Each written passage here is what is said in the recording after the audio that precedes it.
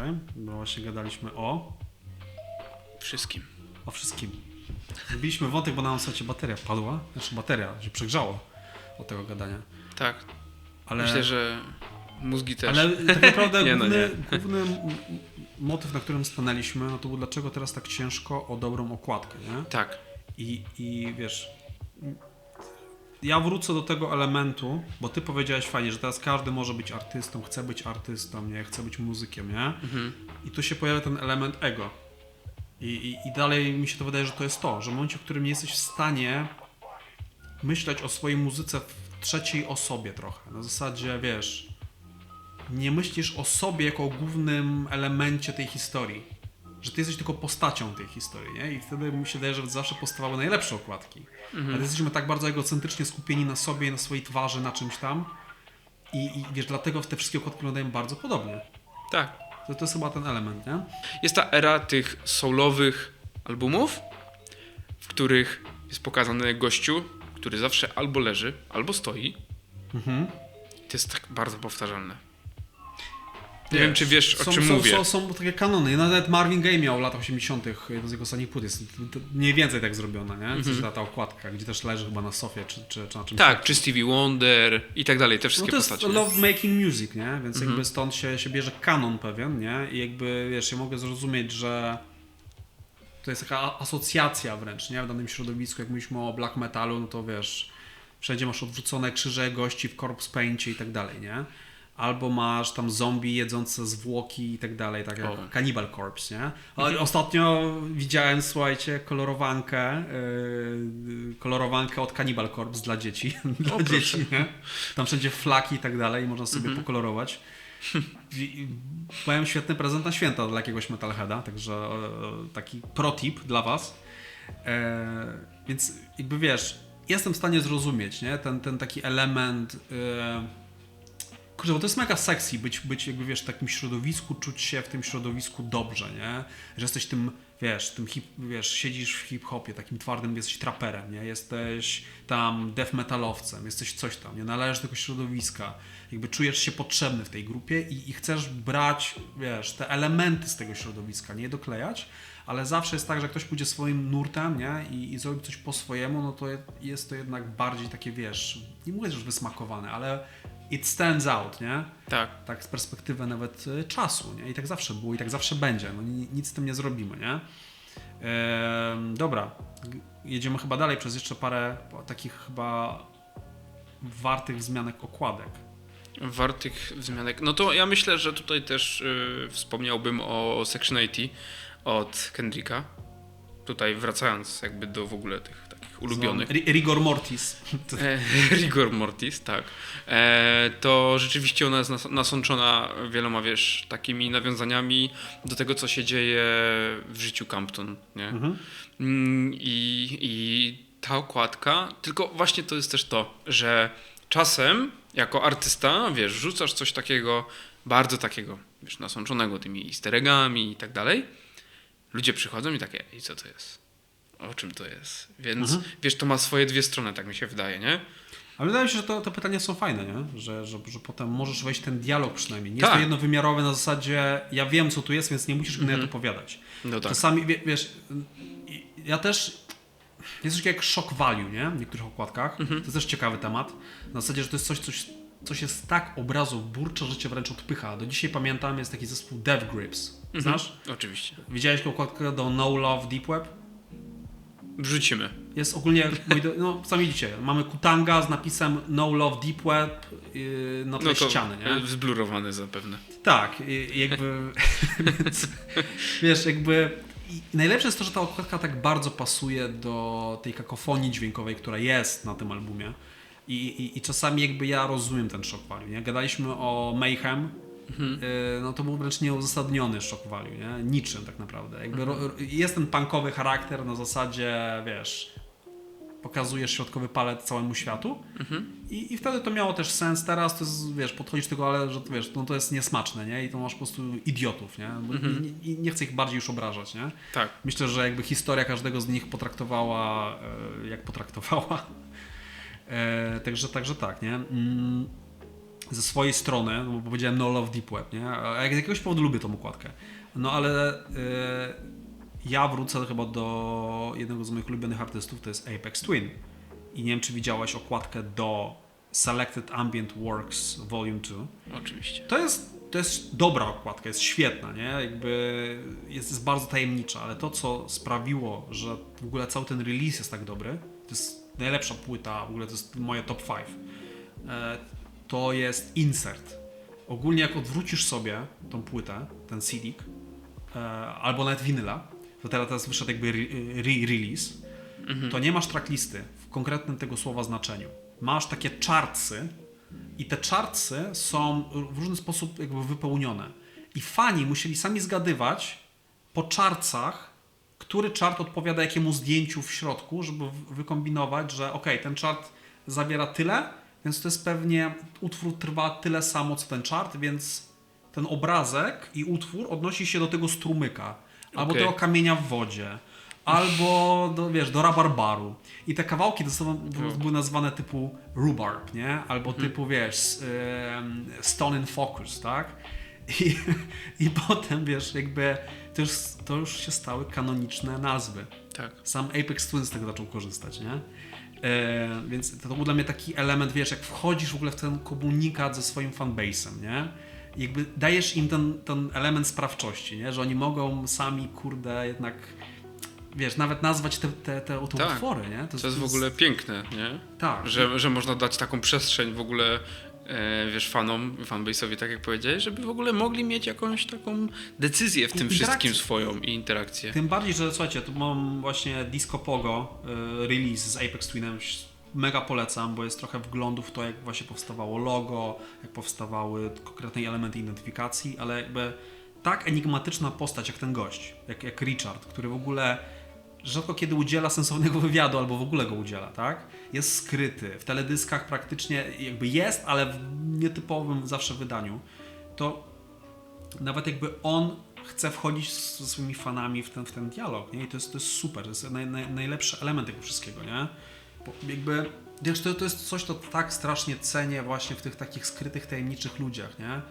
Że jednak oni głównie prosperują i głównie działają dlatego, że mają ten dialog ze swoim fanbase'em, nie?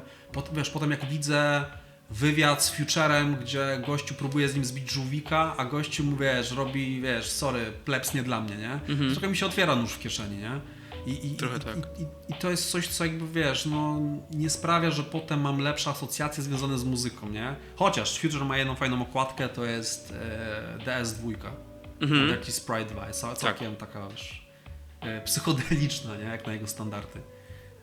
Lubię Future'a, nie mówię, ale jakby, to jest jakiś element, który zawsze dla mnie jest bardzo ważny. Jakby poza tym, że mamy muzykę, mamy identyfikację i mamy, fandom, nie? I jakby podejście do fandomu jest turbo ważne, kurde. Zdecydowanie. Właśnie ciekawym, tym takim połączeniem pomiędzy tym artystą a tym fanbase'em jest właśnie, znowu wrócę do tego Kendricka, oczywiście, jako wielki fan. No jasne. Że pomimo tego, że gościu robi te gapy pomiędzy albumami 3-letnie, tak? To ci ludzie tak czekają, że nie wiem, jakoś ta więź pomiędzy tym fanbase'em a tym artystą jest dla mnie niesamowita, nie? Że oni potrafią wyczekać. Nie mają takiego bólu dupy przysłowiowego, tak. że znowu trzeba czekać czy coś, tylko rzeczywiście grzecznie czekają wszyscy, bo wiedzą, że on znowu ugotuje, nie? Na szczęście nie doczekałem się jeszcze komentarza We have a new Kendrick before GTA 6, nie? Bo teraz są te komentarze. No tak. Więc się cieszę, nie? Bo jakby, jest chyba też w świadomości ogólnie fanów jest troszkę inny ten element oczekiwania, nie?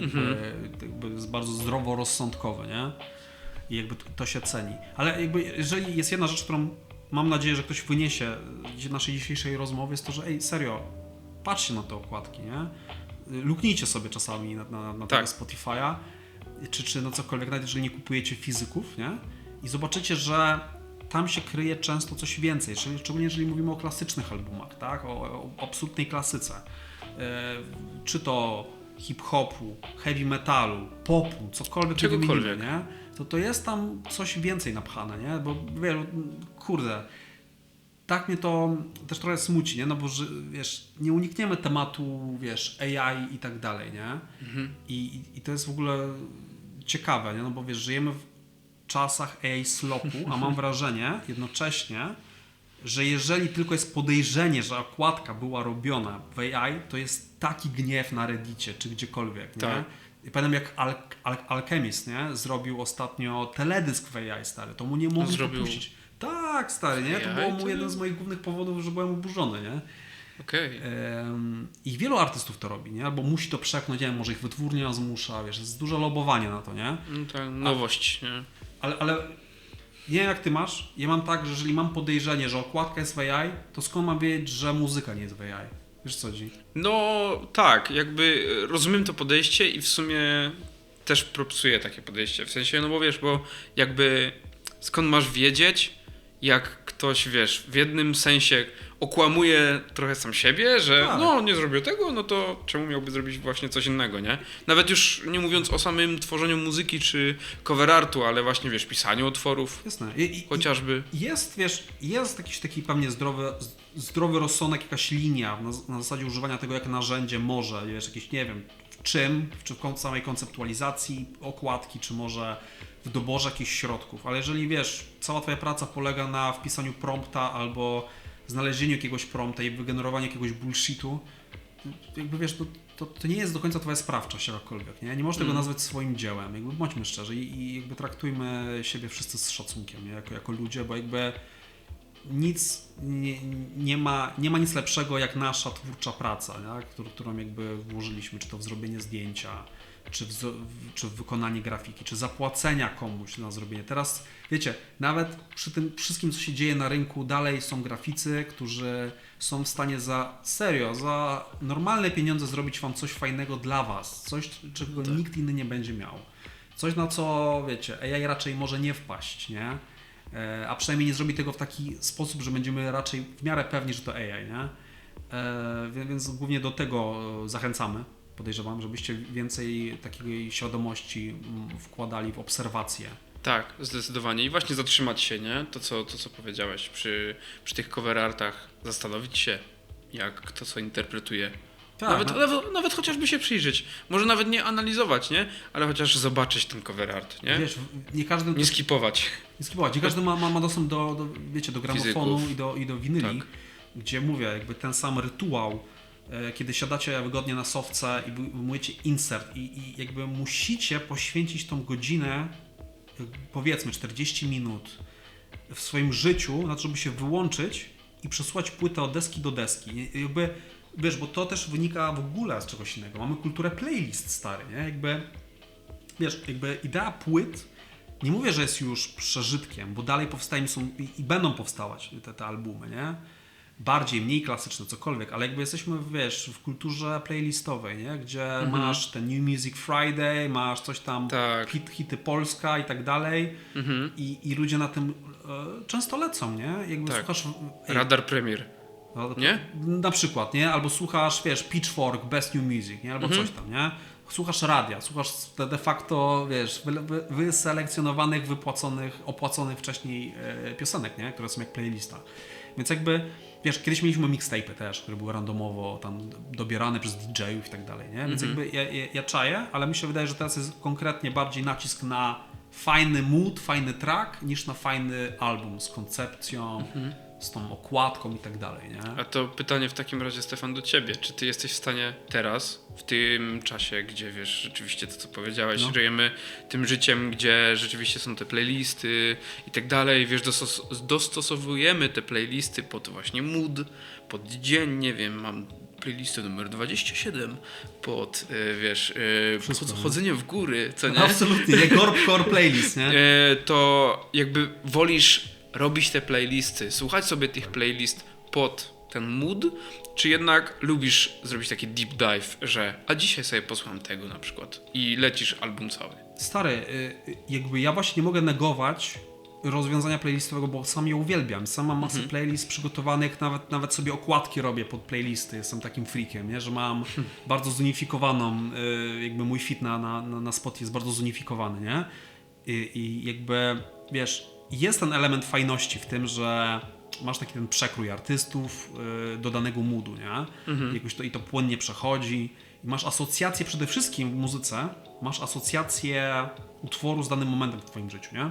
Że każdy utwór gdzieś towarzyszył ci w innym momencie, masz ten jakby i fajnie jest doznać to spektrum emocji, nie? Różnorakich. Album troszkę inaczej się odbiera, mam wrażenie, że to jest bardziej takie wręcz filmowe doznanie. I nie zawsze masz na tyle komfortu w życiu, nie? Żeby przesłuchać od deski do deski cały album. Tym bardziej jak jesteś w biegu, jak coś tam, no nie? Jak potrzebujesz bardziej zastrzyku, jakiejś energii, albo rozbudzić się rano, albo wiesz, i potrzebujesz tam odpłynąć, odpalasz sobie jakąś ambientową playlistę. Jakby czaję to, absolutnie. Bardziej zmierzam do tego, żeby dalej podtrzymywać ten kult albumów, nie? Bo nie ma nic bardziej najlepiej to porównam do tego, stary. Odpalasz sobie serial, nie? Albo odpalasz sobie tam jakieś seriale, jakieś odcinki randomowe, Futuramy, nie wiem, stary, czegokolwiek. Simpsonów, nie? I jak jesteś na haju i se przeglądasz, nie? Albo odpalasz sobie, idziesz do kina i na jakiś film, no nie? I masz zupełnie inny experience. To taki sam experience dostajesz, moim zdaniem, przy słuchaniu płyty, świadomie, że wybrałem ten album i odpalam go od deski do deski. I to jest absolutnie filmowy experience. Często, nie mówię, że zawsze, nie? Nie mówię, że każdy artysta, no wiadomo, wiecie, ma ten element filmowości i w ogóle, ale często tam jest jednak wsadzona konkretna nić przemyśleń. Jakby te albumy zwykle powstają, powiedzmy, w okresie często roku, czasu. Gdzieś są te podobne motywy, nie? Się powtarzają. Więc to jest mega spoko. Są takie płyty, że nie możesz ich potem słuchać, nie? Bo tak cię ranią, bo takie masz asocjacje z nimi, nie? Masz stary taką płytę, że nie jesteś w stanie, kurde, jej już słuchać? Masz tak, no właśnie to w tym momencie samym chciałem się ciebie o to zapytać, ale wydaje mi się, że trochę tak mam z pierwszym albumem Reggie'ego Snowa. W sensie pierwszym. Może to nie jest pierwszy album, to jest taki utwór Blackest Skin i on jest na albumie... Kurczę, nie mogę sobie przypomnieć, jaki to był album. Dirani to był bodajże. I mam z tym utworem takie, wiesz, czasem jestem w stanie go słuchać, ale czasem mam takie, kurczę, no nie wiem, jakoś coś w nim jest takiego dziwnego, nie?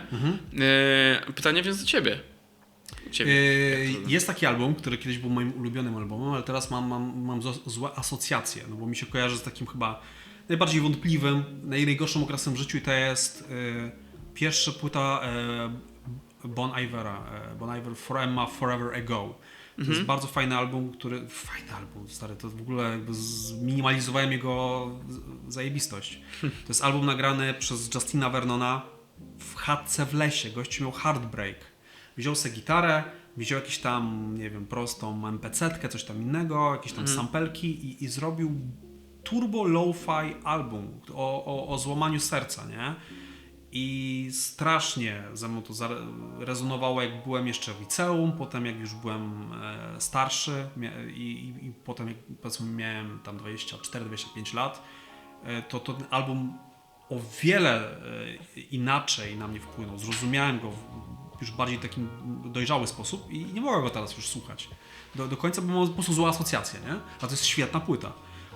Więc to jest też ciekawe, nie? Jak się zmienia w ogóle nasze, wiesz, jakby nasze uczucia względem muzyki z wiekiem, nie? To też na pewno, wiesz, bo pomijam wyrastanie z muzyki, nie? To jest na pewno też tak masz, nie? Że wyrosłeś z czegoś, co kiedyś, wiesz, mówiłem swojemu ojcu, że nie, to jest najlepsza rzecz na świecie, będę tylko tego słuchać. Mam na myśli Metallicę, nie? Kocham Metallicę, ale come on, nie? Jakby odbiłem się od tego, że to był najlepszy zespół świata. Pomimo, że jest super, nie? Wiesz, miałeś coś takiego, że się odbiłeś od czegoś? Zastanawiam się, w sensie, wiesz, no ja tak troszkę miałem z tym właśnie polskim rapem. Z tymi bardzo takimi gangsterskimi, wiesz, i był taki raper AK-47. O, stary. Nie wiem, czy kojarzysz. Nie kojarzę nawet. Ale gość się nazywał AK-47, on miał taki numer, pamiętam, Nerwobóle. I ja to ciągle katowałem, wiesz, dorastając na osiedlu, słuchałem tego, wiesz, gdzieś tam z moim bratem i to było takie, to jest takie mocne, wiesz, jesteś gangsterem, co nie? I wiesz, słuchałeś tego i wtedy sobie mówiłem, nie, no to jest takie męskie, co nie? To właśnie to jest takie man music, co nie? Ale teraz mam takie, Boże, no co to jest, nie? W sensie bardzo się od tego odbiłem I dla mnie w tym momencie tak tylko dołożę, Man Music dużo bardziej dla mnie to jest Eddie Vedder na przykład. Stary, patrz jak to w ogóle to jest... I jaka to jest parabola, piękny temat. czy odbicie się. Patrz jaką muzyka ma w ogóle... Ogólnie jaką muzyka ma olbrzymie znaczenie w tym temacie kreowania w ogóle poczucia męskości, tym co jest męskie, bo pomimo elementu, wiesz, powiedzmy ojca w twoim życiu, jakby jeżeli chodzi, bo mówimy teraz, będziemy gadać jako ziomki, no to nasz męski punkt widzenia, nie? I często się mówi o tej toksycznej męskości, o tym, nie? I stary, wzorce też poniekąd bierzemy z muzyki, nie? I to jest prawda, absolutna. Oczywiście. I wiesz, jak masz chłopaków, wiesz, z konkretnych dzielnic, bloków i tak dalej, którzy całe życie, wiesz, rośli na konkretnym gangsta-rapie nawet, nie? Na taki, wiesz, na bradze, albo na, wiesz, na hemgru, czy na moleście, czy na czymkolwiek innym. Oni mają konkretne też postrzeganie świata, bo w tych tekstach też jest wsadzone dużo konkretnych, wiesz, przemyśleń, rozkmin, tak? Jakby wartości. Z którymi nie zawsze się będziesz zgadzać, z którymi ja się w ogóle często już nie zgadzam i nie akceptuję pewnych rzeczy i jakby to jest też bardzo taki, wiesz, limitowane spojrzenie na świat, nie? Które jest tylko uwarunkowane twoimi jakby, wiesz, możliwościami powiedzmy w systemie, nie? I okej, dobra, ale jest też bardzo wiele też wspaniałych myślicieli jakby takich nazw, jeżeli chodzi o rap, bo rap jakby faktycznie kreuje ten element męskości u wielu chłopaków, nie? Tego nie możemy przeskoczyć, nie? Nie wiem jak będzie teraz, nie wiem co teraz, wiesz, dzieciaki do końca słuchają, jakby tak stricte, nie? Kto jest takim kreatorem tych myśli, nie?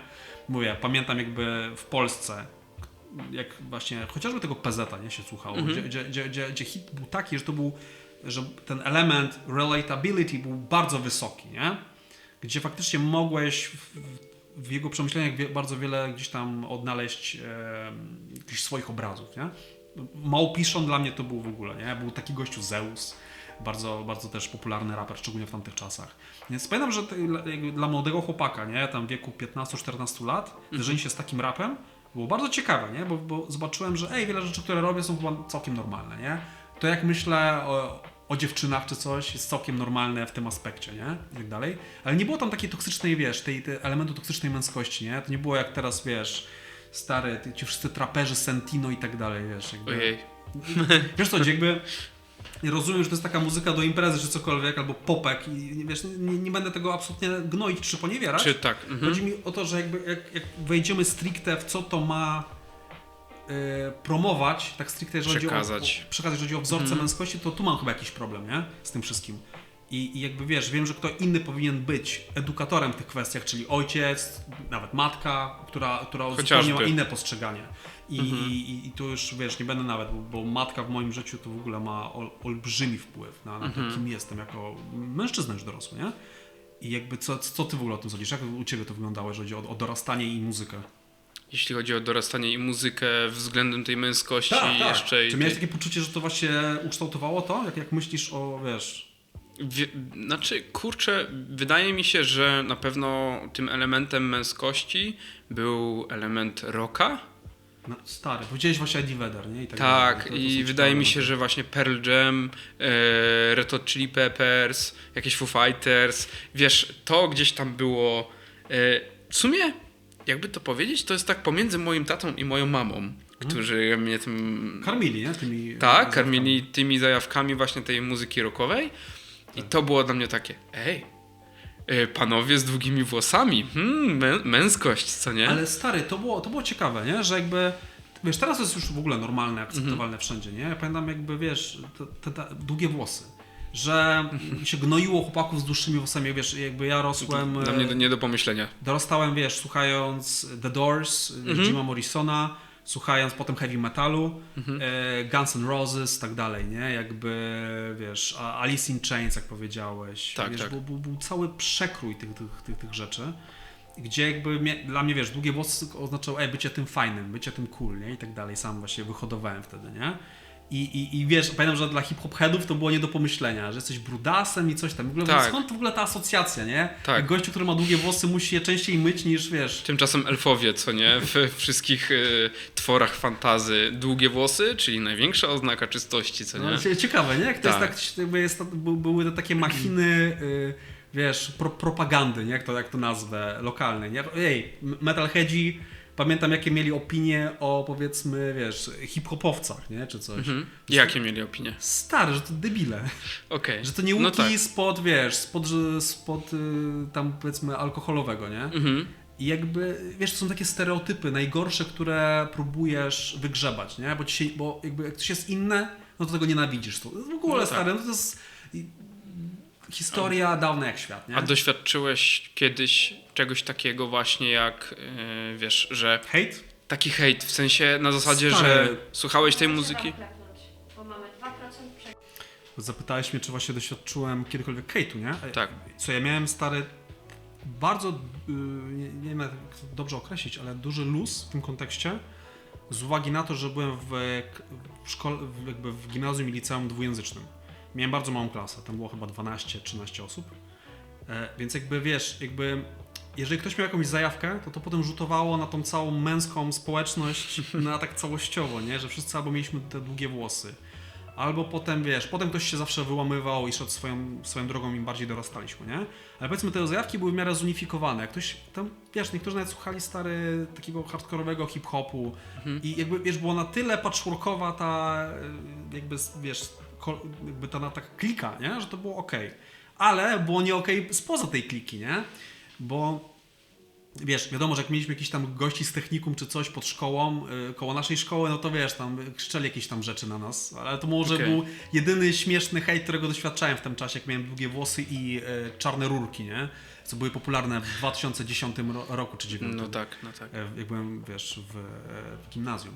Więc zmierzam do tego, że wiesz, jakby wtedy też bardzo mocno, co chyba teraz się trochę zmieniło, jakby to, że należałeś do jakiejś subkultury, powiedzmy, muzycznej, uwarunkowane też było w to, co ubierałeś na siebie. Jakby, wiesz, jak słuchałem heavy metalu, takiego hardkorowego, czy tam black metal, death metalu, miałem, wiesz, koszulki z filozofem od Burzu, miałem coś tam, nie, miałem dłuższe włosy, tak? Potem jak bardziej się przełamywałem w stronę hip-hopu, to też trochę inaczej, wiesz, Timki kupiłem pierwsze, wiesz co chodzi, nie? Tak. Jakieś baggy pants i jakby, wiesz, to się zmieniało cały czas, nie? Ale powiedzmy, że to było bardziej uwarunkowane niż teraz, bo teraz jak widzę dzieciaki, którzy mają, wiesz, chłopak wygląda jak black metalowiec, ale ma koszulkę z Bjork, nie?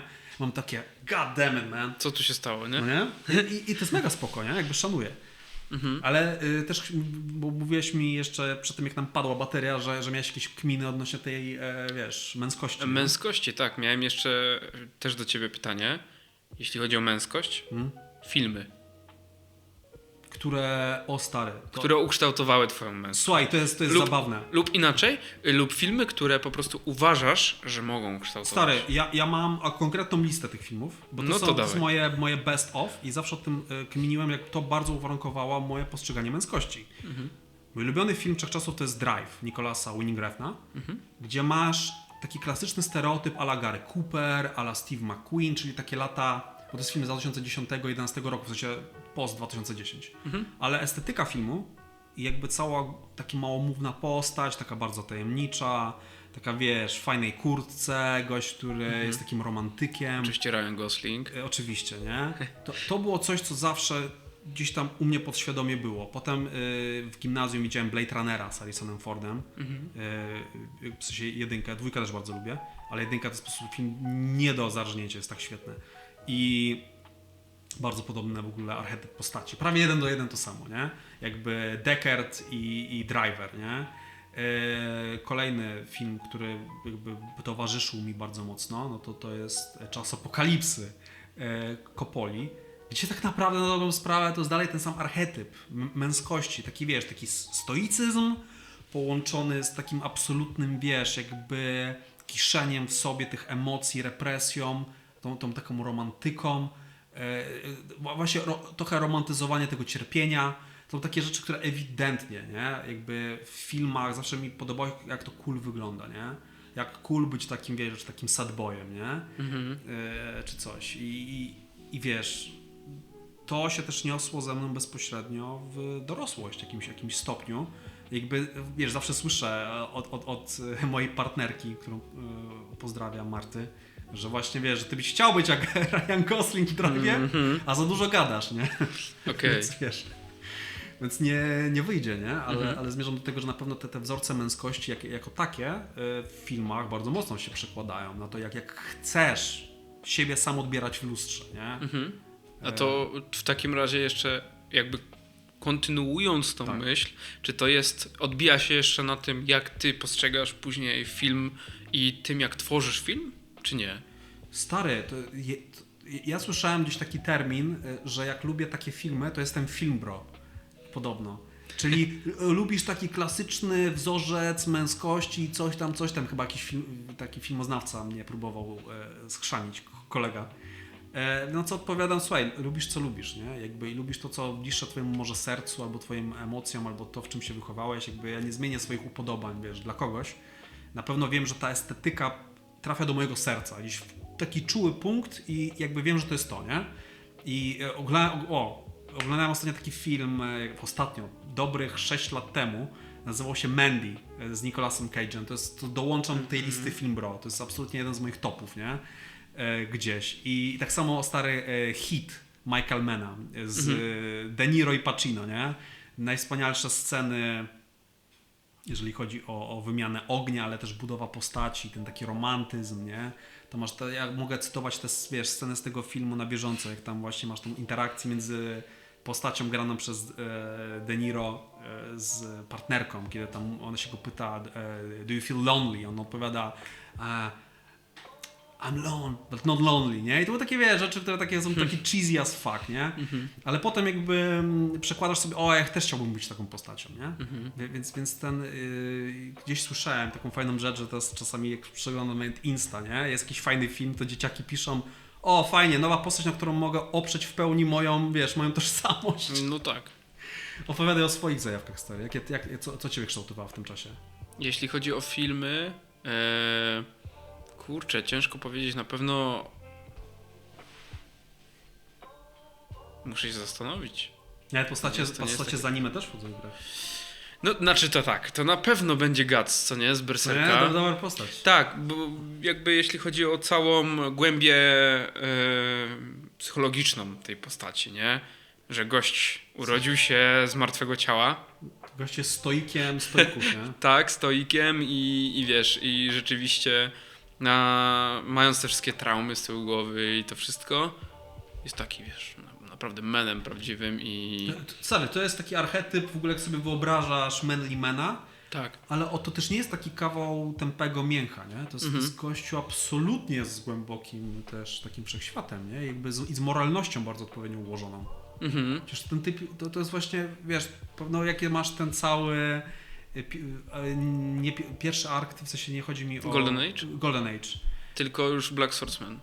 Jeszcze Golden Age, gdzie masz tam w świecie zarysowane nawet różnice między właśnie Griffithem a Gutsem, nie? Że gościu, wiesz, nie poprzestaje gdzieś, bo jest mu wygodnie, tylko chce znaleźć swoją drogę, żeby nie? szukać, tak. A wiesz, ale tutaj mógłbym przywołać ten klasyczny mem, w którym, wiesz, wszyscy fani, wiesz, Gutsa, że no to Griffiths, no nie?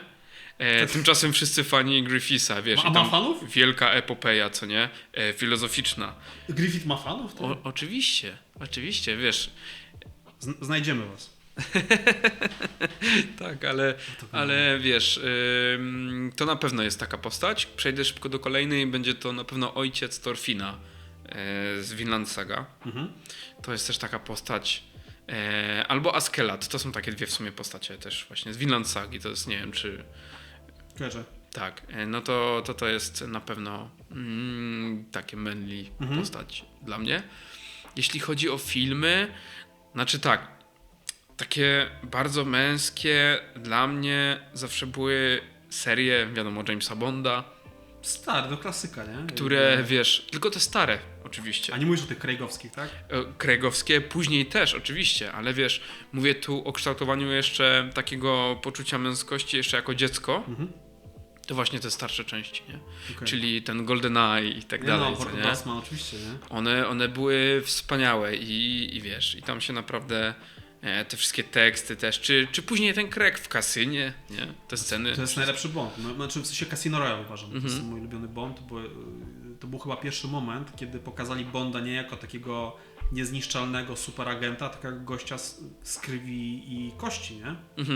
O, No wiesz, tak. to Bond, który mógł prawie umrzeć, bo wypił drinka z trucizną, nie? No To tak. był Bond, który stracił po raz Realistyczny, pierwszy... co nie? Po prostu. Realistyczny. Nie chcę spoilerować, bo ktoś może jeszcze Tak. nie widział, a polecam bardzo. O, Bo to jak ktoś nie widział, to ojej. Uff, najlepszy Bond, nie? Tak, ale w sumie tak, jeśli chodzi o tego Bonda, to on na pewno tą męskość dla mnie gdzieś tam, wiesz, przejawiał tą męskość.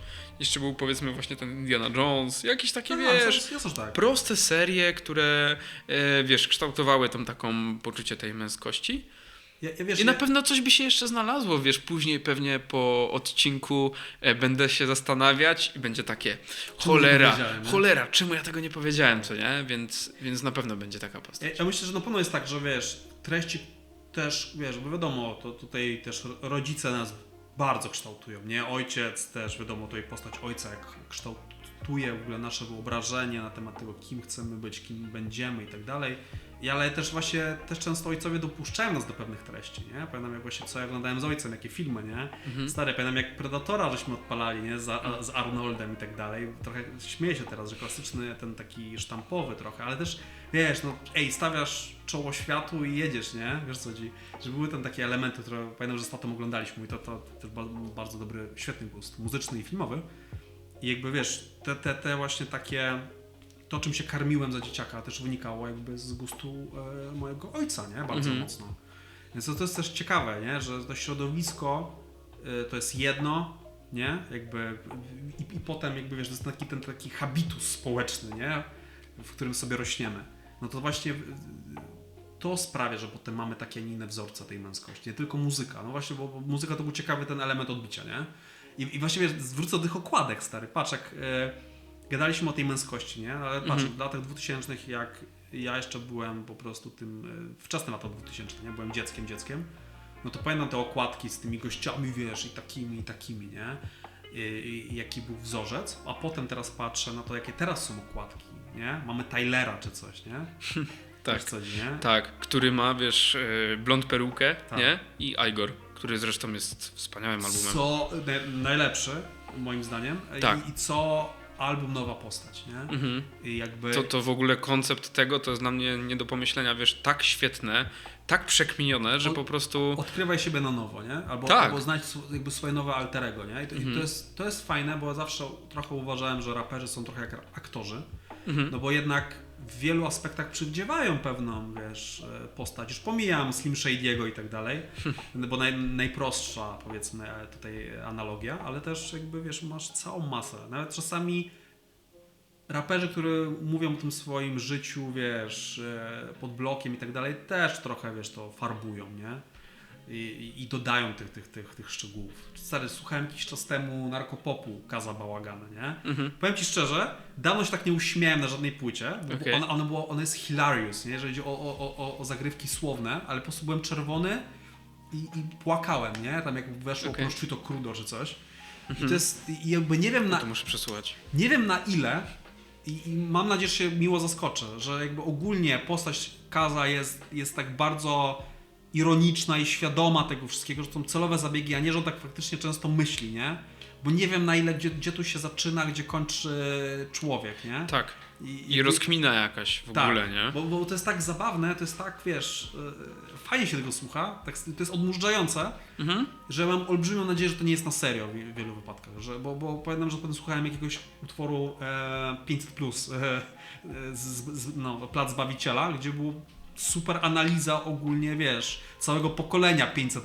Okay. Więc miałem wrażenie, że nie, no, że gościu raczej ma to o wiele lepiej przekminione niż faktycznie czuć po teledyskach i tak dalej. No tak samo jak na przykład ten raper Belmondo, nie wiem czy kojarzysz. Stary, Belmondo to jest dobra rozkmina. No właśnie to jest ciekawe, w sensie wiesz, ja za bardzo nigdy nie podchodziłem do tego człowieka, na zasadzie w ogóle do niego nie podchodziłem, jeśli widziałem gdzieś coś, słyszałem, miałem takie Belmondo, przecież ja nie słucham polskiego rapu, nie? Ale kiedyś z głupa włączyłem sobie, bo beat po prostu tak tłusty, oj. Super. A konkretnie Papardella alla Arabiata. Oczywiście, że jak jest ten teledysk, co sobie robi włosy, nie? Dokładnie, to ten tekst jest, w sensie jakby, ja tego słucham Ja się śmieję. Nie biorę tego jako utwór, który, wiesz, nie wiem, jestem w stanie jakoś się z nim poczuć, tylko ja go słucham jak sitcomu trochę. Kaz Bałagane i Belmondo to są raperzy z tego samego okresu i wypłynęli i jakby nawet mieli feature razem, tylko potem jakby im się drogi bardzo mocno rozeszły. Ja do tego, że to jest... To nie chcę teraz nikogo wkurzać z fanów jednego ani drugiego, Jasne. ale zmierzam do tego, że jakby pewna wrażliwość, pewne zabiegi słowne i tak dalej są stare u nich zbliżone. Nie słyszałeś nigdy Dzień Dobry? Nie, wydaje mi się, Od że... Belmondo? Tak, To- wydaje mi się, że To słyszałem. jest pamiętam, że taki utwór, który wiesz, jakby on jest z taką beką zrobiony, jakby widać, że to jest osoba z olbrzymią wiedzą, taką kulturową, To na pewno. którą po prostu To tam słychać w tych upycha, nie? tekstach. I to Tak. jest super. I więc jakby wiesz, to jest coś, co na pewno ta polska muzyka przemyca, to jest ten element kulturowy, nie? Który my znamy super, Tak. który my czujemy, nie? Którego nie zawsze dostaniemy od zachodnich artystów niestety. No bo tam jest zupełnie też inna kultura, w której my nie do końca nie żyjemy, Tak. ale z kolei ona jest bardziej globalna, nie? Że pewne rzeczy są takie, wiesz, uniwersalne, nie? Tak, a tu masz bardziej insight i tak samo Tak. w dubbingu polskim, w filmach, animacjach, w sensie może w filmach mniej, ale wydaje mi się, że w animacjach, jak masz te wszystkie jakieś Shreki, Zootopie właśnie i tak dalej, to masz te nawiązania kulturowe do Tak. polityków i tak dalej, do Parasite PD, popatrz na te seriale właśnie tego typu, nie? Jaką ja miałem głowę ostatnio rozwaloną, kiedy Mało przez powiedziane przypadek, bo ogólnie moja partnerka często ogląda polskie animacje, ale czy animacje zagraniczne z polskim dubbingiem. Mówi, że jakoś preferuje tylko w przypadku animacji polski dubbing. Także hot take, I guess. I przez przypadek włączyły jej się polskie napisy i był dubbing. I to było zupełnie inne tłumaczenia. Gdzie tłumaczenie z napisami było bardziej ogólne, mniej inside'owe, a gdzie dubbing był absolutnie wypełniony, wiesz, tymi takimi polskimi idiomami, takimi dziwacznymi powiedzonkami, naleciałościami, które Tak. tylko my zrozumiemy. Co było w ogóle fascynujące dla mnie, tak stricte, kiedy to próbowałem, wiesz, tak ogarnąć. Ale hot take mój jest taki, że dubbing w przypadku filmów, live action, cokolwiek, O, to jest porażka, bo Tak. jakby zabijamy w ogóle grę aktorską. Nie? No bo Oczywiście, tak. ja wiem, że nie każdy lubi czytać w trakcie oglądania, ale nie każdy lubi też jakby lektora, Tak, który Ale- spłaszcza całość, prawda? ale bierzcie też pod uwagę, że jakby nie dostajecie pełnej gry aktorskiej. Dostajecie Tak. takie dobre 50% jak nic, nie? Bo jakby sam sposób zabawy głosem, modulacji głosu, to jest gra aktorska, nie? To jest jeden z wielu walorów, nie? Więc jakby sobie go kastrujemy na dobrą sprawę, na dzień dobry już, nie? Tak, ja też raczej oglądam jedynie z napisami i zawsze w oryginalnym języku tak samo. Nie wiem jak wy macie, nie wiem jak ty masz, Stefan, ale jeśli chodzi nawet o anime, to nigdy nie byłbym w stanie oglądać anime z dubbingiem polskim, Nigdy. czy nie wiem, jakimś angielskim. Nawet jeśli jest produkcja, to jest ciekawy przykład. Jest produkcja... Nie wiem, czy Castlevanię oglądałem po japońsku? Nie. Bardzo mi się podobała swoją drogą. A akurat Castlevanii nie oglądałem po japońsku, ale zawsze wolę oglądać w oryginale. Bo Castlevania zresztą była robiona, to było produkcji zachodniej. Tak. Nie pamiętam jak się nazywa reżyser. Ma bardziej chyba blisko wschodnie nazwisko. Ale tego pana już bardzo nie lubię, bo zniszczył Devil May Cry. Nie wiem, czy miałeś okazję Jeszcze widzieć. nie oglądałem, czyli nie oglądać, okej. No, rozumiem. jego Castlevania mi się naprawdę podobała. A oglądałeś Castlevania Nocturne? Nie widziałem. Widziałem tylko te pierwsze 2 sezony faktycznie z Draculą. I potem był cały ten ark z Carmillą, to chyba to jeszcze widziałem. Ale to już jest jeszcze Castlevania, ta pierwsza. Tak, to pierwszą, no. Tak, ale Nie jeszcze widziałem już tych później spin-offów. wyszedł taki spin-off, czy kontynuacja w zasadzie, Okej. Nocturnal. To nie Ja widziałem. obejrzałem też parę odcinków, ale no, vibe spoko, nie?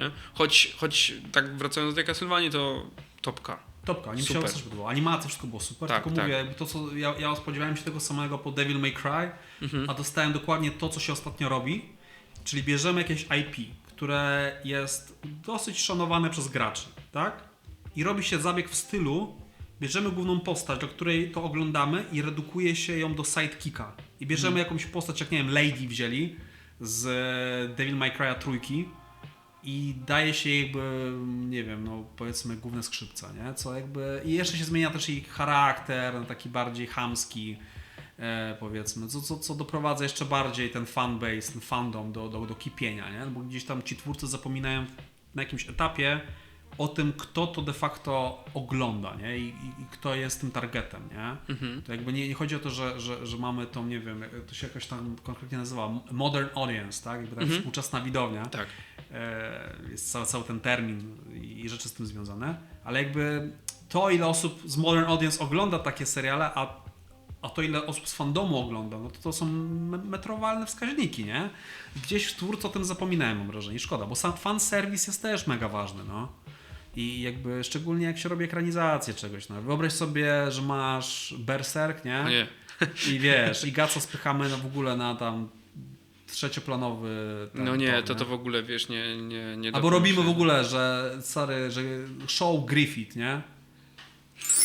I dlaczego, wiesz, coś jak Joker, że odwracamy, że próbujemy, wiesz, dać pozytywne elementy, nie? Tak, że to jednak Griffith jest ten dobry, nie? Tak. No bo, czy wiesz, abstrahuję, bo bardzo lubię Jokera, w sensie film Todd Phillipsa, jakby mega spoko zagrywka na naszych takich stereotypach związanych z postacią, nie? Chociaż Brian Azzarello wcześniej zrobił komiks Joker, tylko że był bardziej taki psychiczny, że tak powiem brzydko. Ale chodzi o to, że jakby my już dostaliśmy ciekawą interpretację w ogóle Jokera, nie? To jakby w postaci Dark Knighta, nie? Tak. Świetnie zagraną zresztą. Tak, ale jakby ten Joker, co się mówi o filmie, to była zupełnie nowa wizja, nie, tej postaci. Gdzie była ciekawa motywacja wprowadzona. I trochę bardziej teatralny, bym powiedział. Tak, zdecydowanie. Jakby mi się to bardzo spodobało. Zmierzam do tego, że wiesz, odbijamy już dawno od tych płyt, odbiliśmy, nie? Tak. Ale zmierzam do tego, że to jest taka ciekawa rzecz się dzieje od dłuższego czasu, nie? Że masz jakieś takie postacie, nie tylko mówię filmowe, bo wiesz, już widziałem też, że wzięli Cruellę, nie? Biorą jakieś takie postacie negatywne i robią całe ich backstory, nie? To ostatnio mam wrażenie, że to samo tyczy się prawdziwych sytuacji, nie? Jak ktoś jest takim freakiem na temat tam real crime, nie? Albo true crime, to... Podcasty true crime. No przykład, nie? To oczywiście, że tak. No to się bierze, wiesz, tam były te seriale, nie? Był American Crime Story, teraz wcześniej zrobili serial o Jeffrey Dahmerze, gdzie były akcje na... Ten Monster, tak? Monster, dokładnie. I były trzy sezony chyba, nie? I ja widziałem pierwszy z Jeffrey Dahmerem. Pamiętam, były akcje na TikToku czy gdzieś, że tam dziewczyny pisały, że nie no, że gościu był turbo hot i że w sumie trzeba mu wybaczyć, nie? I wiesz, to jest taka rozkmina, że ja nie wiem, na ile to jest satyra, a na ile to jest już prawda. Jestem z tym, że to jest prawda. To jest jak, wiesz, masz te makshoty na Instagramie, masz takie strony z makshotami, tam I can fix him, albo I can fix her, nie? I wiesz... Ojej. I wiesz... Zmierzam do tego, że to jest właśnie zabawne i ostatnio zacząłem oglądać Ed Geina, bo zrobili serial o najbardziej chyba znanym, mi się wydaje, mordercy. Nie wiem, czy słyszałeś o Ed Geinie. A nie, to przepraszam, to w takim razie Jeffrey Dahmer to był po prostu serial Jeffrey Dahmer, tak. A teraz jest o Ed Geinie, ten co robił meble z ludzkiej. Tak, no, ze skóry oczywiście. Tak. Był, de facto postać Ed Geina jest w kulturze znana, tylko pod innymi w ogóle elementami. Na przykład wszyscy kojarzymy Psychozę Hitchcocka, nie? Oczywiście. I znaną i rozmowy z matką, i scenę z prysznicem, oczywiście, tak? Nowsi widzowie, młodsi widzowie kojarzą pewnie Bates Motel, tak? Ale podejrzewam, że też powiedzmy nasi rodzice i niektórzy kojarzą Milczenie owiec. Jakby we wszystkich a w ogóle powiedzmy lata 70. mieliśmy teksańską masakrę piłą mechaniczną, nie? Więc mamy tutaj piękną nić, nie? Co ciekawe. Więc wiesz, jakby... No i odpaliłem sobie ten serial, nie? Jakby stwierdziliśmy z partnerką, że dobra, zobaczmy to, nie? Że nie jestem aż takim fanem tego wybielania czy coś. Podejrzewam, że nie pójdę w tą stronę. Podejrzewałem. Ale nie dałem rady jakoś. To jest jeden z tych nielicznych seriali, gdzie jakby... Tam było tyle brudu i tyle jakby takiego mentalnego syfu, że nie dałem rady przez to przebrnąć. To było bardzo ładnie zagrane, fajnie zrealizowane, to było tak creepy, A ja lubię ekstremy. Ja tylko czytam ekstremistyczne książki Wiem. i literaturę hardcore'u i sam o tym wiesz, nie? Tak, nieraz jak przychodzę do Stefana, to tylko są historie. Słuchaj, to jest tak porąbana historia tej książki, że słuchaj, to jest właśnie o tym, nie? I ja później mam taką rozkminę, co ten człowiek czyta, nie? Ale tak, Więc świetne. jakby absolutnie kocham w ogóle ekstremę w każdym wydaniu, muzycznym, filmowym i tak dalej. To dla mnie Ed Gein to było too much, chyba, bo dziś przekraczało moje wyobrażenie jakby, że moralnie coś jest tutaj bardzo nie halo, z mojej perspektywy, nie? Jakby, że robimy o tym serial i pokazujemy gościa, który wygrzebuje trupa i ubierają w strój swojej matki. Jakby, wiesz, to było dla mnie nie do pomyślenia gdzieś, nie? I nie jestem gościem, który krzyczy od razu tabu, coś tam, nie? Tylko po prostu jakby poziom zgnilizny wydobywający się z ekranu mnie chyba przytłoczył w tym momencie. Nie wiem, masz tak czasami, że coś cię, stary... Tak przytłoczy za Przytłoczy? bardzo? W sensie nie do końca. Ja też... To wiesz, wydaje mi się, że to też zależy od tego brania tych wszystkich motywów i pochłaniania ich, że tak powiem. Bo wiem, że ty bardzo lubisz właśnie wejść w to tak bardzo głęboko, nie? Przeanalizować i tak dalej. A ja czasem też oglądam, wiadomo, wiesz, moje zboczenie, wiadomo, operatorskie, tak? Oglądam te filmy, zastanawiam się, o Jezus, jakie piękne obrazy, nie? I naprawdę wręcz nie kadry, tylko obrazy. Tak jak na przykład w wypadku ostatniego, czy to był Frankenstein, dobrze pamiętam? A, Frankenstein. Tak, no, bardzo Del ładny. Toro. Bardzo ładny film i naprawdę tam wręcz były te nawiązania do tych obrazów, nie? Bardzo baśniowy zresztą. Tak, wizualnie. tak. Wszystko super. I wiesz, oglądam te filmy z taką myślą, okej, dobra, przeanalizuję ten obraz, posłucham tej muzyki, ale czasem ja po prostu oglądam film, wiesz o co chodzi. Że I ja zapominasz, wtedy że... zapominam o Tak, tych tak. wszystkich rzeczach To są najlepsze momenty. i nie zawracam uwagę jakby na to, że ten poziom zgnilizny czy czegoś właśnie może być dla mnie tłumacz, Ja nie? cię absolutnie rozumiem. Ja lubię ten element, kiedy ja zapominam, że oglądam film, tylko jestem w historii, nie? I wszyscy tego Tak. chcemy. Ale są momenty, kiedy jakby to, co się wylewa z ekranu, jest dla mnie trochę za tłumacz, nie? Że to jakby ten shock value jest jakby Irresistible wiodącą... może? Irreversible ma to do siebie, bo że jestem też olbrzymim fanem Gaspara Noé, nie? Teraz pewnie ktoś się łapie za głowę i mówi, jak ten gościu może oglądać Irreversible i tutaj taką najeżdżać scenę. na Ed Geina, nie? Tak. Zmierzam do tego, że w przypadku Gaspara Noé ten w ogóle, to jest, co się nazywa New French Extremity, nie? To jest jakby cały gatunek, w którym ten shock value jest naturalną wypadkową, że trochę jak tam masz prawdziwy, niesymulowany seks na powiedzmy na obrazie, no to jest część wypadkowa tej historii naturalnie wkomponowana, nie? Nie mam tego wrażenia, że twórcy próbują specjalnie mnie wkurzyć. Dam ci przykład. Oglądałem ostatnio, bo mieliśmy też na tą rozmowę, oglądałem jakiś czas temu Nosferatu. Jestem turbofanem Eggersa, nie? Wracamy do estetyki. Lighthouse, dyszka, nie? Lubię The Witch tak samo. I jakby Northman też mi się nawet podobał. Ale przy Lighthouse miałem wrażenie, że tutaj estetyka idealnie współgra z tym elementem tej historii o dwóch gościach samych, pozostawionych, którzy pracują, każdy gaslightuje drugiego. Wiesz, jest ten taki... Tam masz ten element tej męskości, takiej toksycznej. W sumie nie? tak, w sumie tak. Jeden starszy gościu próbuje zmanipulować tego młodszego do jakby takiego, wiesz, mikrozarządzania nim i tłamszenia go i tak dalej, nie? Jakby bardzo taka fajna, kameralna historia, która jest tak, ma ten element realizmu magicznego wręcz, nie? I potem oglądam Nosferatu. Oho. I teraz tak, ty znasz moje zdanie na ten temat, a ja kocham, kiedy film jest przeestetyzowany i tak dalej. Tutaj byłem tak wnerwiony, bo ten film jawnie odwoływał się do estetyki, wiesz, kina europejskiego lat 80., 70., nie? Brał nawet wiesz, z Kolskiego trochę, nie? Jak sobie tak patrzyłem na te obrazki. Ale ten film tak powierzchownie do tego podchodzi, bo historia jest powierzchowna. Bo to nie jest Dracula. To nie jest, wiesz, oni nie dostali historii Bram Stokera do zaadaptowania. W sensie, bo Nosferatu de facto to jest remake remake'u, nie? Bo jakby chodzi o to, że wiesz, Murnau, który kręcił w latach 20., no to nie dostał po Wdowie od Stokera tych praw, nie? Więc robili turbo-okultystyczną wersję Drakuli, gdzie pozmieniali nazwy, jest ten Count Olok.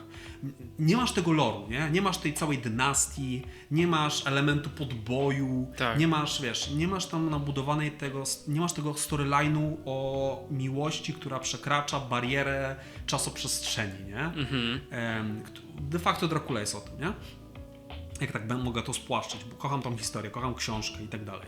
Potem, Nosferatu to jest po prostu okultystyczna wersja, zrobiona trochę na zasadzie, na przekór, mam wrażenie.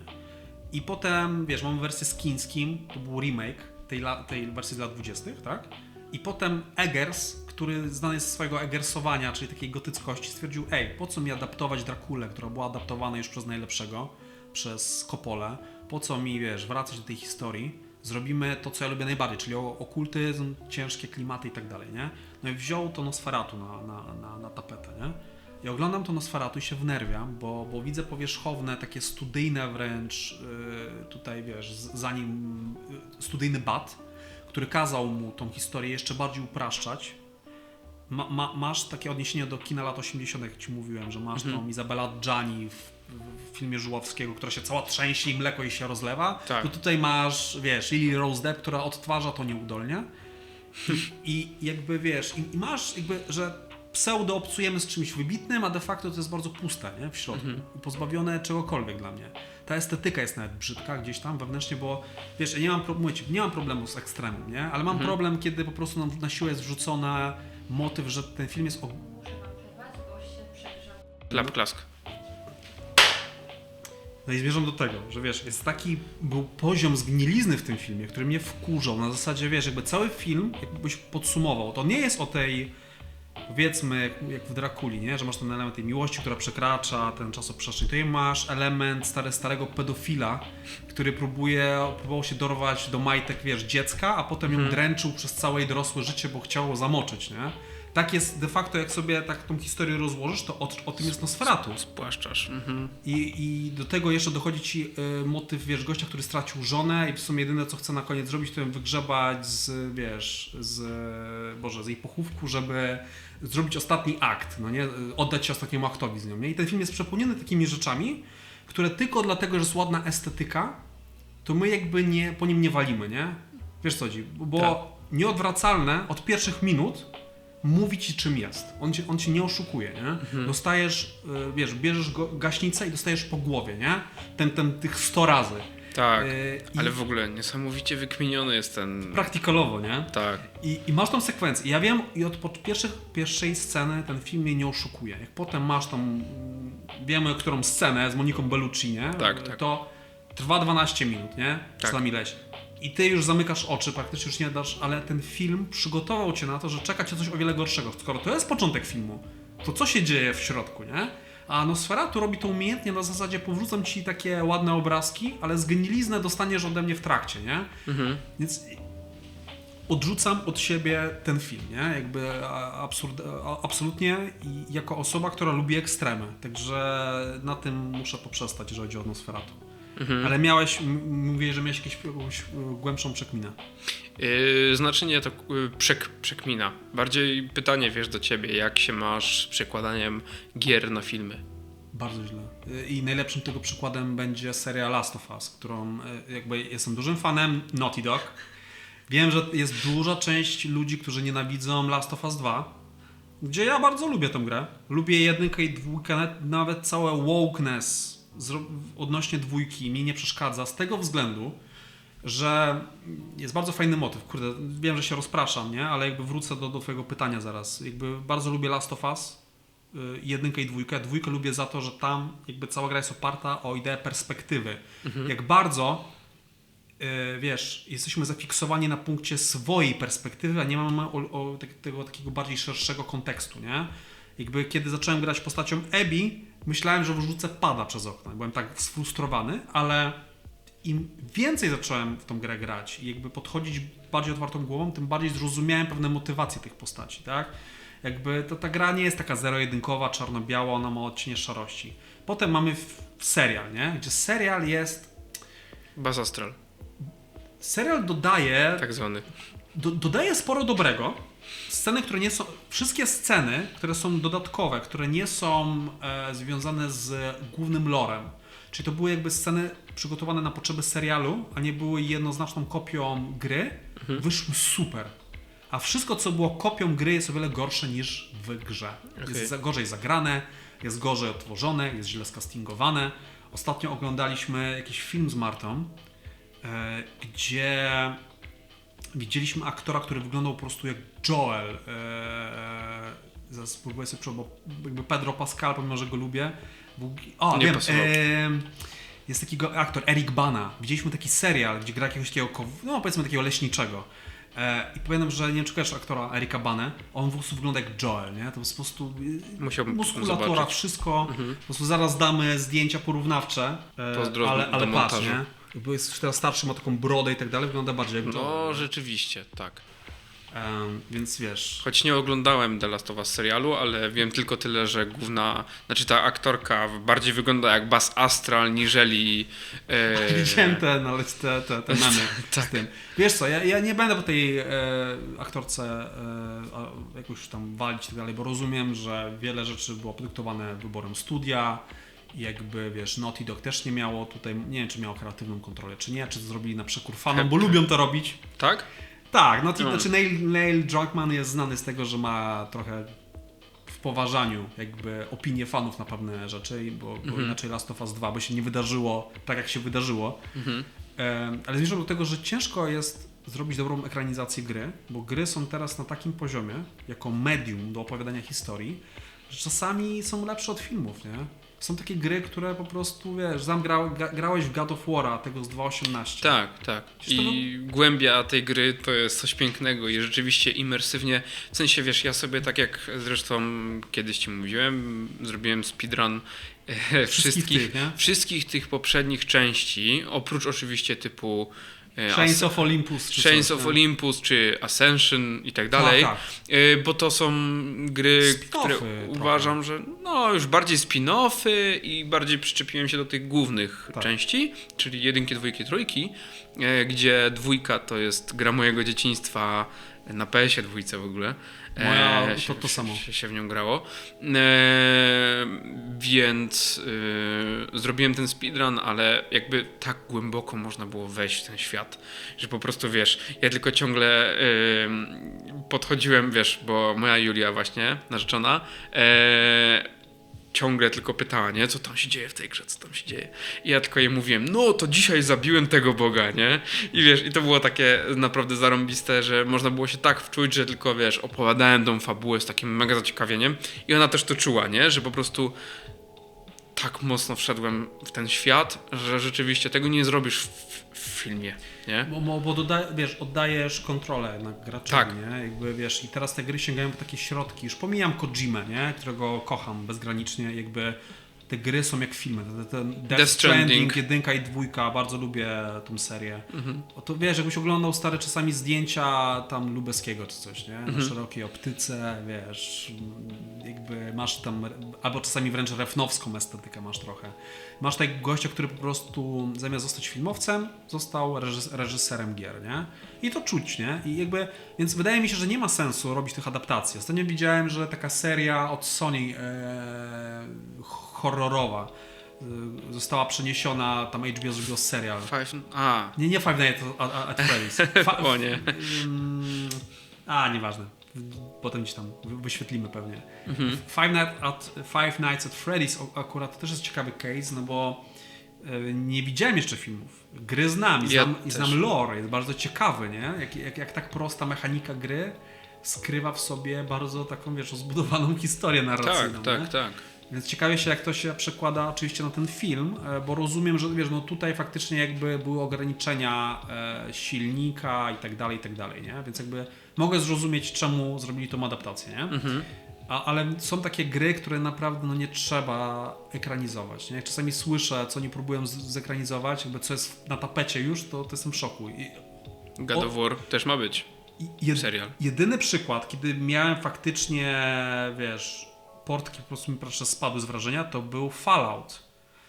I Fallout po prostu faktycznie dowieźli Głównie dlatego, że nikt się nie spodziewał, że będzie tak dobry. Wszyscy mieliśmy oczekiwania na poziomie zerowym, z uwagi na to, jak Bethesda ostatnio traktuje swoje IP-sy. To tutaj zostało dowiezione coś, co zrobione ewidentnie z wielką miłością do tego uniwersum, nie? I, jakby, I dla graczy chyba, to nie? było zrobione dla graczy, tam tyle było takich, wiesz, easter eggów, wszystkiego, były świetnie napisane postacie. To jest coś, czego często brakuje w tych ekranizacjach, nie? Że te postacie są takie bardzo, wiesz, płytkie, zero-jedynkowe, a tutaj były fajne te motywacje, były te ciekawe te postacie, tak? Były super zagrane, kurde, Goggins był zajebisty, no nie wiem, super, nie? Więc czasami się zdarzy perełka w szambie, bo w tego samego roku wyszedł Borderlands, nie? Nie wiem, czy widziałeś to. Nie oglądałem. O man. Kłam. Już pomijam, że sama gra nie trzyma się na fabule, nie? To jest jak ekranizować, wiesz, no nie wiem co. Nie? Może Metin, Metin, no nie, stary Tibia. Metin. Jakby Tak, się, właśnie. mi też dojadą fani Tibi, nie? Ale nie wiem, Pac-Man, nie?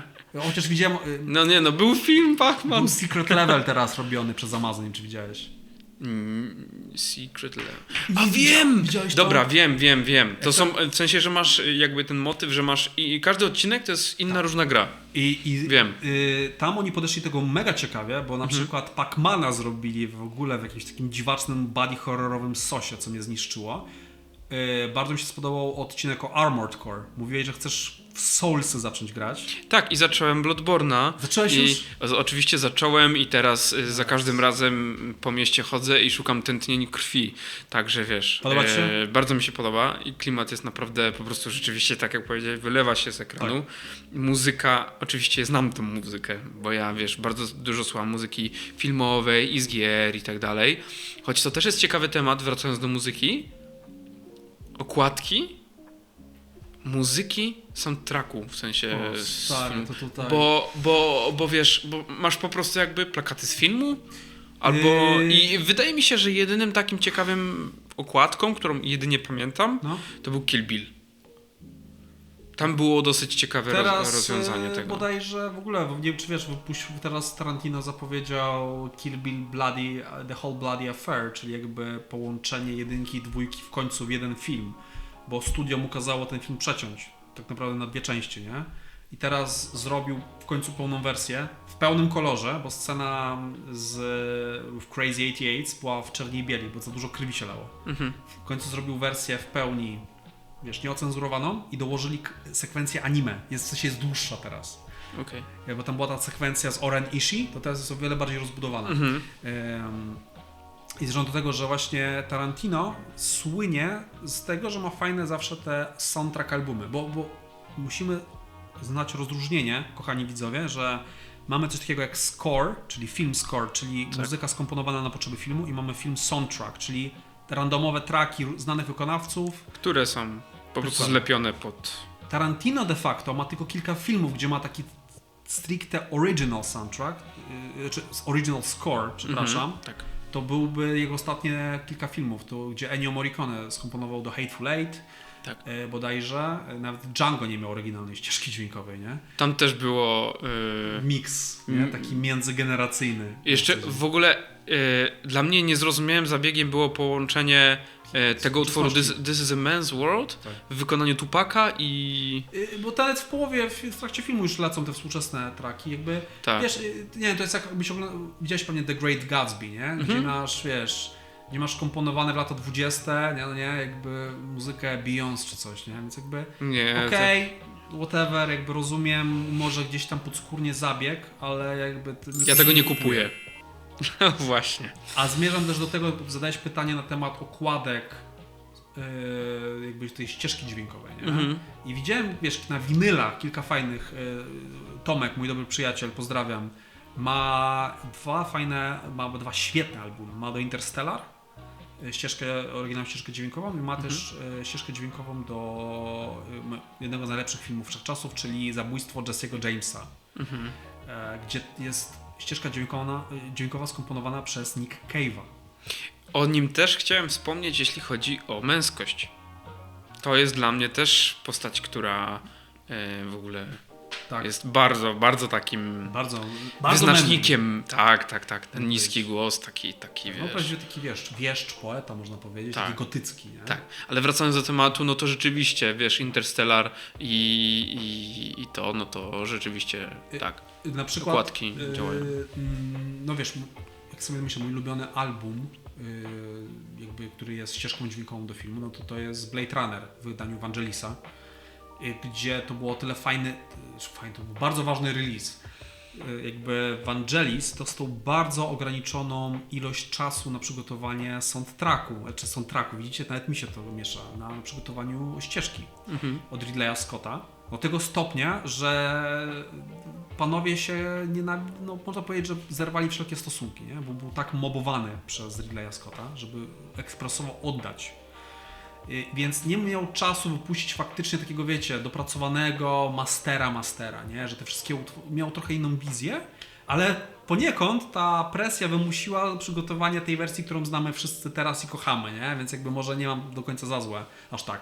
Ale wiem, że była bardzo limitowana ten pierwszy pressing i dopiero po latach w ogóle Vangelis chyba wydał faktycznie jakiś tam re-release, nie? Tej ścieżki dźwiękowej.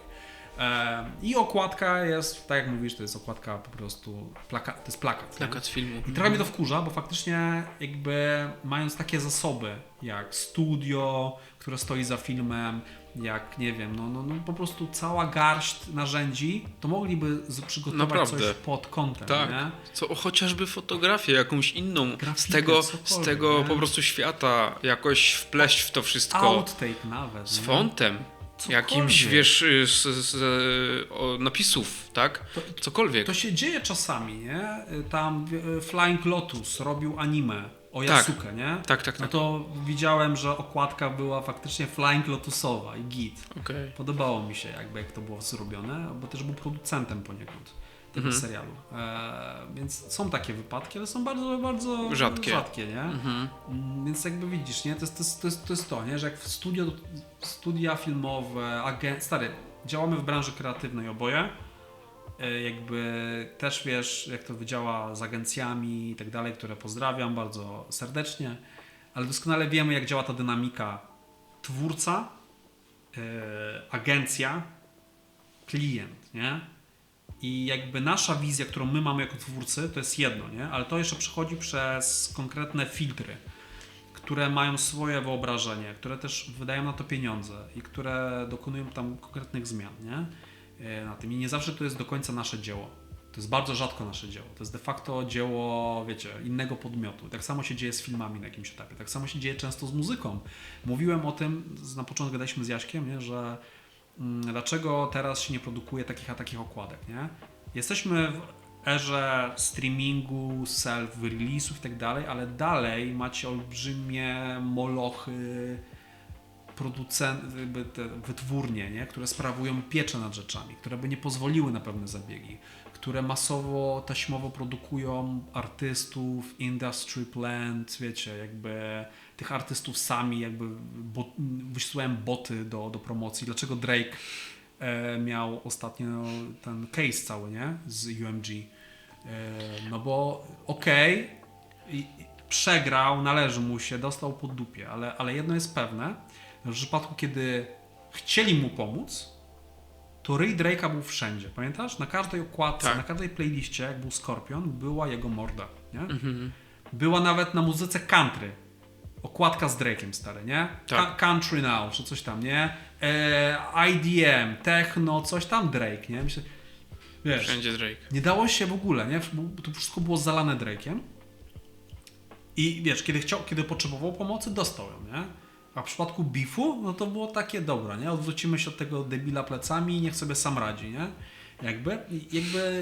I będziemy pompować może bardziej ciekawszego artystę, który zasługuje może w naszym mniemaniu na spotlight. Mogę zrozumieć jakby narrację drugiej strony, z czego wynikała, ale chodzi o to, że jeżeli no nie wygrasz z Molochem, nie? Jakim jest czy Universal, czy co tam innego, nie? Tak. A propos też tych wszystkich wielkich, wiesz, firm, to co się teraz stało, że Netflix kupił... To jest świeża wiadomość, więc jakby ja się dowiedziałem o tym wczoraj, nie? Ja też. Rest in peace. Bo to, Dokładnie. no to wiecie, to jakby to nie ma co nawet komentować moim zdaniem, bo jeżeli jakość już była na dnie, to będzie jeszcze gorzej, nie? No bo jakby HBO zawsze stało w moim przekonaniu Z wysoką jakością. Tak. Tak. i jakby IP, które mieli dostępne, nie? To oni zmienili w ogóle postrzeganie telewizji. Mhm. Rodzina Soprano O, tak. w latach końcówka 90. 2000 zmieniła dla mnie postrzeganie tego, czym jest opera mydlana i gangsterska telewizja i tak dalej, nie? True Detective na zawsze zmieniło to, czym jest opowiadanie filmowe versus telewizyjne, nie? Mhm. Gra o Tron. Nieważne, co się podziało. Ważne, Później, ale się ważne co zaczęło. było. Tak. Jakby i masę takich mniejszych seriali, jak Czarnobyl, jak no, możemy wymieniać, nie? Dorobek HBO. Tak. I jakby, nie wiem, prawdziwi filmmakerzy, tam Nolan i reszta i Denis mówili już od lat, nie? Że no sorry, nie? Że to jest machina, która nie zmieni tego na lepsze, nie? Tylko pogorszy jakość. Mhm. Jakby nie będziemy chodzić do kin, tylko będziemy streamingować Na kanapach. gówno, nie? Mhm. Jakby no tak jest trochę, nie? Smutne te czasy, stary. Trochę. To jest aż przytłaczające momentami, jak tak sobie o tym pomyślę. Może to jest właśnie to, o czym pytałeś. Co mnie przytłacza? To mnie może to przytłacza. Właśnie takie myślenie, że teraz wiele ludzi, ale nawet wiesz, po znajomych tak sobie myślę. Oczywiście pozdrawiam wszystkich moich znajomych. Wiele osób mniej chodzi do kina, Tak. O wiele. a woli siedzieć wygodnie, wiesz, na sofie, oglądać film, nie? Jasne, zmieniły się nasze preferencje i jakby COVID to zmienił, nie? Już nigdy nic nie było takie samo, nie? Jakby jak musieliśmy być w domach przez tam, wiesz, x miesięcy i mieliśmy dostęp do Netflixa, kupowaliśmy kolejne te platformy, nie? I wiesz, wszystko było na wyciągnięcie ręki, nie? To mega zmieniło nasze postrzeganie wszystkiego. I też, wiesz, ja nie neguję pewnych rzeczy na zasadzie, mamy dostęp teraz na wyciągnięcie ręki do takiej ilości rzeczy, nie? Masz na Spotify masz płyty, Tak. po prostu, wiesz, ile dekad tam mamy, nie? Ile mamy opcji, ile mamy, wiesz, nawet wchodzisz na Allegro, zamawiasz co chcesz, nie? Jaką chcesz grę, która jest zremasterowana z innej epoki, nie? Praktycznie. No, dokładnie. Masz absolutnie, wiesz, dostęp do książek zagranicznych, do tego. Masz Chociażby tutaj Berserk. na wyciągnięcie ręki mamy wszystko, nie? Tylko Tak. jakby nie ma też tego filtra, nie? Dlaczego, wiesz, teraz tak naprawdę, wiesz, oglądamy podcasty, oglądamy coś tam, szukamy fajnych inspiracji, szukamy fajnych zajawek, wiesz, bo tego jest tyle, że sami jesteśmy w stanie, wiesz, znaleźć Tego czegoś jednego. tak. Potrzebujemy tych takich tastemakerów wręcz. Tak, że ciągle testujemy i w sumie to też chodzi o tą dopaminę, nie? Wydaje mi się, że ciągle sobie nagradzamy dopaminowo i To jest jedno, nie? Jest element walidacji opinii naszej, bo chcemy znaleźć kogoś, kto ma podobną opinię do naszej, żeby nie czuć się samotni w tym, nie? Trochę. No tak. I dlategoż właśnie... te podobieństwa jeszcze tych opinii. No, to jest, wiecie, słuchajcie, odlecieliśmy grubo, no bo zamiast gadać o okładkach i tak dalej... Które to- ciągle są z tyłu i na nas patrzą i płaczą Tak, no. dosłownie. Murmur już po prostu Tak. już jest w szoku, nie? O tego, co my tutaj wygadujemy. Czytam Behelit. Dokładnie, Behelit, nie? Więc jakby zmierzamy sami widzieliście, nie? Że jakby to nie jest taki prosty temat, jak się wydaje powierzchownie, okładka do płyty. Bo od okładki do płyty przeszliśmy do toksycznej męskości i do jakiejś tam w ogóle... Rozkminy, czy co się dzieje w dzisiejszym świecie, jeśli chodzi o te giganty, nie? Więc nie dajcie I się pochłanianie. zwieść, że to jest taki pikselek, tak? 1000 na 1000 gdzieś tam w telefonie, który możecie scrollować. Możecie, ale czasami można się zatrzymać. Sprawdzić, kliknąć, pooglądać, zobaczyć kto to robił, może nawet fajniejsze rzeczy, nie? I tak naprawdę, wiecie, wejść w ten świat cały, nie? Zdecydowanie, troszkę się zatrzymać, pomyśleć, co tam jest na tym coverze, co nie. No to co? No to tak naprawdę to był nasz pierwszy odcinek, gdzie żeśmy troszkę pogadali. Odpłynęliśmy. God damn it, man. Mam nadzieję, że kolejny temat będzie równie, wiesz, taki obfity w opcje na odbicie. no nie, tematyczne, bo kurczę, Tak, nie, na pewno, wiesz, ja myślę, że tutaj na pewno widzowie nie będą, czy słuchacze nie będą zawiedzeni, bo wiesz, spotkało się dwóch freaków, tak, którzy, wiesz, bardzo podzielają po prostu swoje te pasje i tak dalej, przez co, wiesz, tematyka jedna goni tematykę drugą. My ogólnie też Zahaczają. dlatego się z Jaszkiem zdecydowaliśmy, myślę, że na ten podcast, bo ogólnie nasze gusta bardzo się mocno przecinają w wielu aspektach i to też sprawia, że mamy, wiecie, bardzo łatwy przepływ tutaj inside'u i te lampki się zapalają non-stop. Non-stop. I mam nadzieję, że też wyciągniecie z siebie dla siebie jakieś fajne zajawki, jakieś ciekawe tytuły, o których może nie słyszeliście, może macie inne zdanie na tematy, o których my gadamy, nie? I o tym warto też się podzielić na pewno w sekcji komentarzy. Jeżeli dotrwaliście do końca odcinka, to dawajcie znać też, jakie są wasze ulubione okładki płyt. Czym wy się jaraliście? O czym my zapomnieliśmy w ogóle, nie? Jakie okładki zmieniły wasze życie? Na Spotify będzie dostępny też ten odcinek do posłuchania. I do obejrzenia. Bo oczywiście... Jeśli się oczywiście da, ale wydaje mi się, że powinno się dać, jeśli chodzi o długość. Tak, na pewno zabraknie tych elementów okładkowych, które tutaj pokazywaliśmy. To tylko to możecie mieć na względzie, ale poza tym zapraszamy was do subskrypcji, bo będziemy walić z kolejnymi odcinkami. Tak, z kolejnymi odcinkami zapraszamy też do zostawiania lajków i komentarzy właśnie tych swoich ulubionych, albo właśnie, tak jak to Stefan powiedział, coverów, które zmieniły wasze życie. No i co? See you. Widzimy się w następnym odcinku. Siemanko.